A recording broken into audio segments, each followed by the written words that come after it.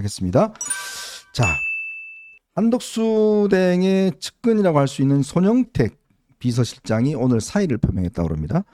72년생이고요. 성균관대 법대를 나와서 변호사입니다. 변호사고 지난 아마 이 대통령 이 인수위 때 네. 그때 이제 참여를 했고 예전에 아마 2019년도인가요? 그때 이제 자유한국당 시절에 양천에 아마 그때 당협위원장이 됐던 맞습니다. 예. 양천을 음. 당협위원장을 하다가 이렇게 됐는데 저는 21년 대선 당시 21년 대선 그 경선 당시에요. 지금 그 한덕수 쪽으로 들어가 있는 뭐 지금 저 비서실장 네. 손영택 씨도 그렇고요. 또 공보실장이라고 그 조선일보 기자를 했던 김수혜. 김수혜 씨도 그렇고 네. 그리고 아마 그 원희룡 캠프 쪽으로 좀 할 네네. 겁니다. 네. 그러다가 이제 한덕수 저 국무총리 되면서 그쪽으로 들어갔다 이렇게 지금 얘기가 되고 있습니다. 네. 참 제가 이게 뭐 거듭 제가 말씀드리지만 제가 이 그 계산에 따르면 지금 한 대행이 나올 수가 없는 계산인데 왜냐하면요 제가 쭉 그 자료를 보니까 우리나라 역대 이 대통령이 13분입니다. 3분인데 그 중에서 국무총리 출신 대통령은 최규하 대통령이 유일합니다. 근데 최규하 대통령은 그 정상적인 게 아니라 네. 그분이 이제 박정희 대통령 11.6 시해 사건 이후에 이제 대행을 맡았다가 그때 통일주체국민회의 그 간선제로 해서 이제 대통령이 됐고 그랬죠. 신군부에서 쫓겨났어요. 네. 그 이후에 쭉 이 보면 총리 잔혹사입니다. 네. 이회창 그다음에 뭐 이해찬 그다음에 황교안 그다음에 이낙연 뭐 비롯해서 쭉 뭐 정운찬 비롯해서 다 그런데 그 공통적인 이유가 있어요.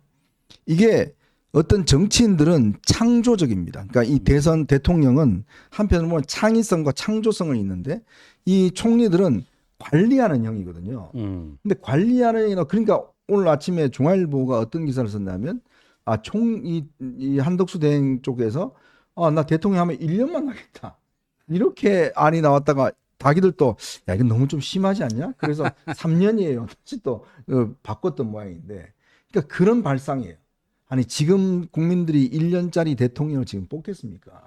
그러니까 정말 명분도 없고 아이디어도 없고 뭐 방법도 모르는 얘기가 아닐까 싶습니다. 아니 1년이라니 무슨 월세 계약하는 것도 아니고 아니 헌법상에 주어진 대통령의 임기가 5년인데 우리가 너무나 안타깝게도 3년 만에 지금 뭐 또다시 윤석열 전 대통령이 탄핵을 맞은 이 국면에 대해서는 안타깝게 생각합니다만 지금 사실 개헌을 목표로 해서 3년 이후에 요번에만 3년을 하고 4년 중임제로 권력구조 개편을 하고자 하는 것이 지금 한동훈 후보의 제안이기도 합니다만 네네. 이런 제안을 가지고 계시는 분들은 여러 분 계십니다. 네. 그런데도 불구하고 이거를 어떻게든 한번 이번에 해보겠다라는 생각을 가지고 있는 것으로밖에는 안 보이고요.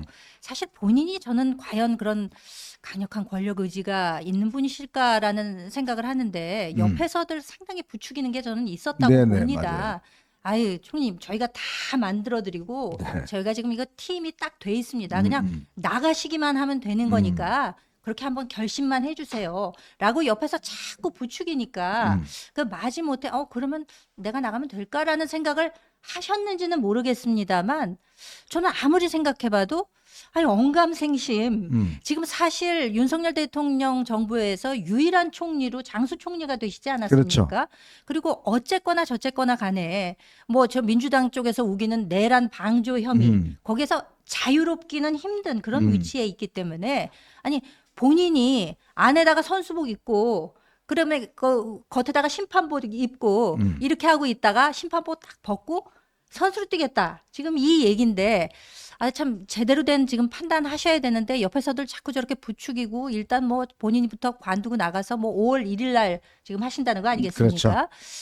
이거 정말 참 안타깝기도 하고 더군다나 이 지금 국민의힘에서 경선이 이루어지고 있는데 아니 좀 물을 튕겨도 분수가 있는 거지 이렇게까지 할 수가 있나 하는 생각이 들고 명분도 없고 방법도 옳지 않고 이래서 참 뭔지를 모르겠습니다. 저는 지금 솔직히. 근데 현실적으로요. 저 이제 정치는 현실 아닙니까? 특히나 이제 이 정치판 선거판에 뛰어들면은 자기가 몰랐던 그 실무적인 거에 그 걸려가지고 부딪힌 게 많죠. 예, 부딪혀갖고 막 헤매는 경우가 굉장히 많거든요. 자, 보자고요. 5월 10일, 11일 양일간의 후보 등록을 받습니다. 네. 그다음에 12일부터 법정 선거 운동 기간에 들어가서 23일 동안 이렇게 이루어지는데, 그러니까 5월 10일, 11일까지 한덕수 대행이 국민의힘 후보로 등록하지 않으면요, 네.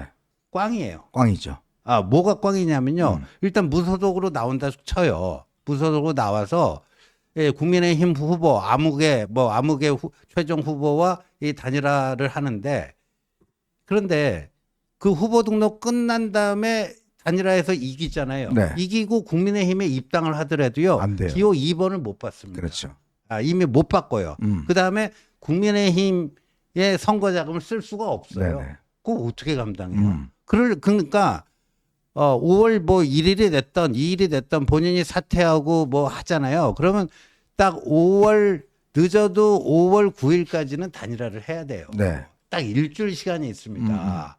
딱 일주일 시간이 있는데 이게 뭐 벌써 무슨 콘클라베 방식으로 한다는 둥, 원샷 경선으로 한다는 둥, 또 누구는 뭐 이재명과 경쟁력 여론조사해서 하자는 둥, 이게 말이 쉽지요. 이거 한번 단일화 그 협상 한번 들어가 보십시오. 아유, 장난 아닙니다. 진짜 말도 안 되는 거 같고 뭐 밀당하고 뭐 다 성사됐는데 하다가 엎어버리고 뭐 하고 아주 구질구질한 이런 게임들이 계속됩니다. 네. 근데 지금 저 옆에 붙어 있는 저 오른쪽에 손영태 비서실장도 그렇고요. 그 뭐 있다는 정무실장, 그다음에 뭐 공보실장 이런 분들이 3명이 이제 사표 내고 돕는다는데 저분들이 선거판에서는 그냥 거의 알려지지 않은 그냥 그렇죠.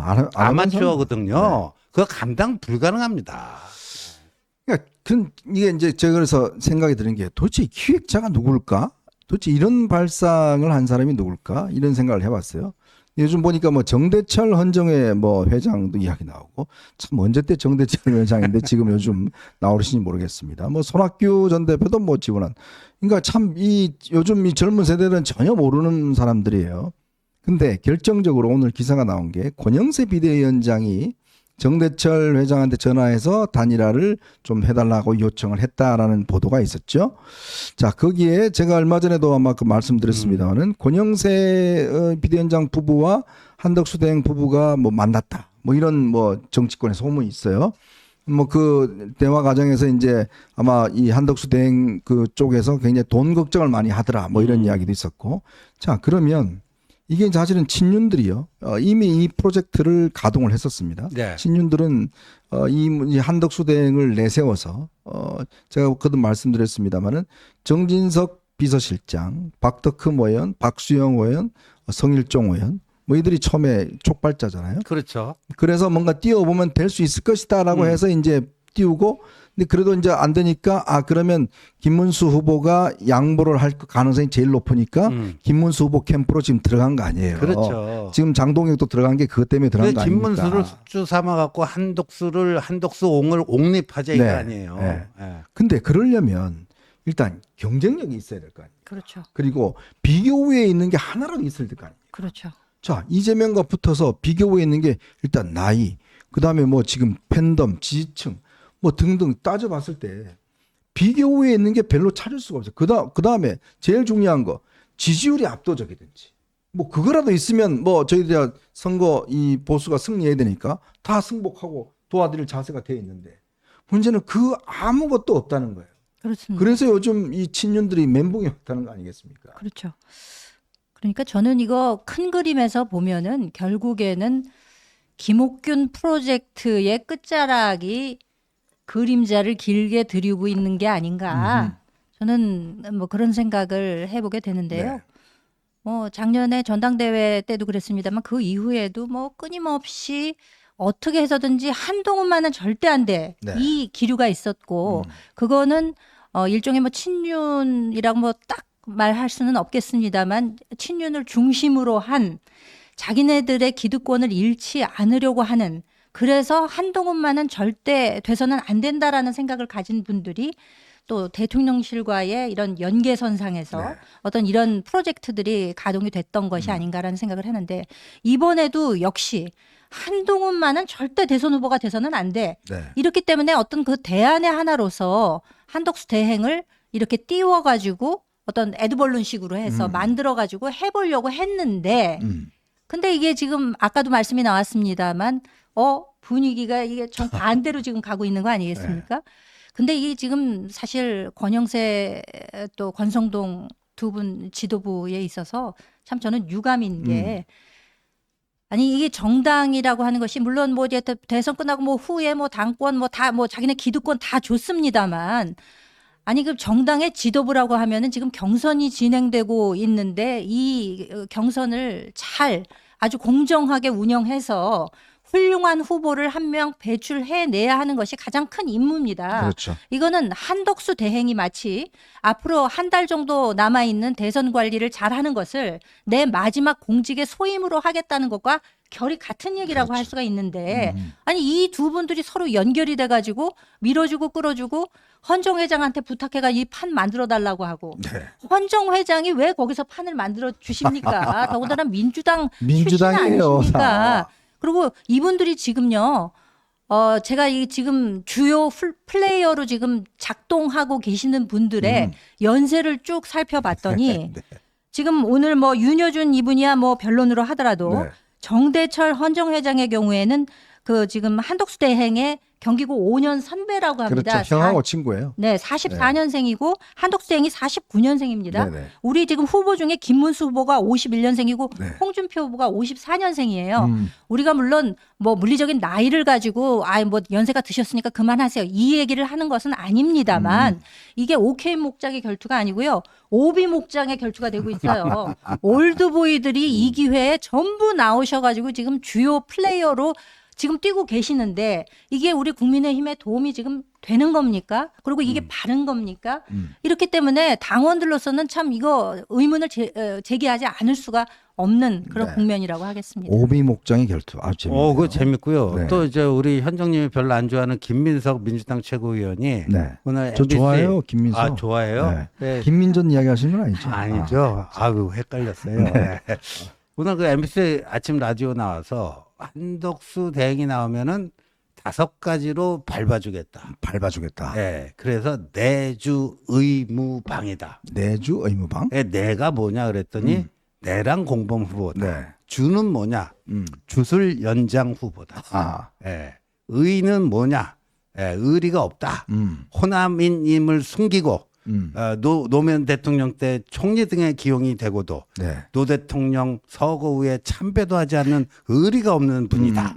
예. 그다음에 뭐죠? 무죠, 무. 예. 경제를 최악으로 만든 무능 후보이고 무엇보다 국민의힘 당권용 경선에 들러리 서는 본인 고고고요. 네. 당은 뭐냐면 본인 스스로 내란 수사를 막으려는 방탄 후보다. 그러니까 네. 민주당은 나름대로 다 저 한덕수 파일이 다 있잖아요. 아니 그 뭐 한덕수 대학 잘하는 분들 그 한둘이 아닙니다. 그거. 그 특히나 저 국정원장 지냈던 박지원 의원은 뭐 엑스파일도 다 빠꿈이 알아요. 아니에요. 빠꿈이. 네. 그러니까 이제 참 기다리고 있는 게 예, 나오기만 나와라. 점집도 어디 다니는지 다 빠꿈이 아닙니까? 어디 나와라. 지금 그 뭐 부인 이야기 뭐 너무 잘 알아요. 그러니까 이제 나오기만 나오면 그냥 탁탁탁 터트려서 그냥 바로 꼬꾸라지게 만들겠다라고 그렇게 하고 있습니다. 그리고 지금 이 플레이어들이 아까 이야기했지만 대부분 또 민주당 계열의 사람들이 많아요. 그러니까 이게 저는 무슨 짓인지 모르겠어요. 이게 왜 자꾸 이런 방식을 통해서 이런 그 후보 띄우는데 참 저는 이 권건 지도가 보면 도대체 정치를 그렇게 좀 하셨는데 이게 이 판에 대한 생각 이게 저 왜 그런가 따져보니까 이게 어떤 한 사람은 안 된다라는 그 강박관념이 있다 보니까 이런 패착들이 나오는 거예요. 그러니까 민심을 정확히 보고 민심의 판단에 따라서 어떤 흐름에 따라서 결정을 해야 되는데 그게 아니라 너 한동훈 안 돼. 그러면서 그거는 다 제외하고 그 나머지 문제 가지고 어떻게든 만들려고 하다 보니까 결국 이런 이 프로젝트가 만들어지는 건데 생각해 보십시오. 지금 이 이재명은 지금 매일처럼 지금 오늘 또 하이닉스 가고 뭐하고 뭐 하는데 자 지금 5월 1일 날 한덕수 대행이 나온다고 그러면 그때부터 뭘 여론조사를 몇 %를 하니 뭘 하느니 오만 또 이야기를 하면서 결국은 10일까지 싸움하다 보면 이제 싸움터에 올라가기 전에 이미 다 지쳐 있는 거예요. 그렇죠. 이미 본 게임 전에 지금 밑에서 그냥 하다가 다 지쳐버린 거예요. 그러니까 딱 힘 비축하고 있던 이재명이 그냥 아퍼컷 하나 날리면 그냥 깨 하고 가는 겁니다.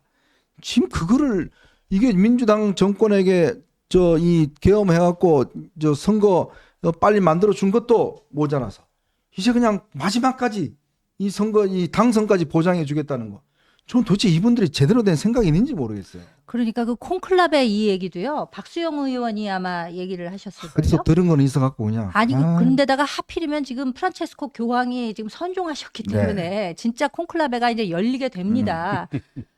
그것 때문에 아이디어를 얻으셨는 건지는 모르겠는데 콘클라베라는 거 하는 거는 이제 상호 교차 투표를 해야 되는 건데 그렇죠. 그럼 누구끼리 투표를 하라는 거예요? 후보끼리 투표를 하라는 건지 네. 그 말 자체도 이해가 안 갈 뿐더러 아니 왜 이런 방식으로 당의 제대로 된 기강을 흐트러지는 행동만을 고집을 하는 건지 도저히 이해가 안 되는 그런 국면이라서 아마 사실 구체적인 의견 표명을 못 하시는 당원 여러분들 중에서도 네. 굉장히 답답함을 느끼시는 분들이 많지 않을까 싶습니다. 김문수 후보는요 콘클라베 하자면 그보다 더 좋은 방식이 있다. 네. 팔씨름으로 결정해야 될 겁니다. 팔씨름. 아니 아. 이거 턱걸이 개수로 턱걸이 하자고 턱걸이 턱걸이로. 우리 또 한 후보 턱걸이 뭐 한 30개 한다면서요. 예, 참 보면 참 황당합니다. 이렇게까지 머리가 안 돌아갈까라는 생각. 또 이게 뭐 솔직히 저는 노욕이라고 표현하고 싶습니다. 이게 국가의 어떤 마지막 한 분들은 저는 마지막 자리에서 자기의 최선을 다하고 후배들에게 물려주는 게 저는 이 원로들이 해야 될 일이라고 봅니다. 한덕수 대행이 정말 우리가 윤석열 정부 잘못돼서 지금 뭐 일단 탄핵돼서 이렇게 하지만 그래도 제가 마지막 총리로 처음이자 마지막 총리로서 그렇죠. 국가를 위해서 마지막 제가 이게 챙기고 나가겠습니다. 그런 책임감 보여줬더라면 국민들은 그래도 당신들 보수 정권은 그래도 이 책임감이 있네 라고 한마디 해주실 거 아닙니까? 이게 뭡니까 지금? 뭐 이런 상황에서 심판이 그냥 갑자기 선수 옷 입고 지금 뛰겠다고 나오면 본인의 40년 지금 정치 경력이 이 행정 경력이 뭐가 되는 거예요? 저는 그래서 참 한덕수 대행을 아끼는 마음에서도 저는 시간이 남아있기 때문에 정말 국민들에게 마지막까지 국민 여러분을 제가 챙기겠습니다. 이런 한마디를 하면서 마지막 보여주는 게 그게 보수를 위하는 길입니다. 그래야 국민들이 그래 너네들은 끝까지 책임지는 게 있구나 라는 생각을 하실 것 같습니다. 자, 저희는 마지막 이슈로 한번 넘어가 보겠습니다. 여러분 보시면서요 구독과 좋아요 알림 꼭 부탁드리고 또 많은 응원 부탁드립니다.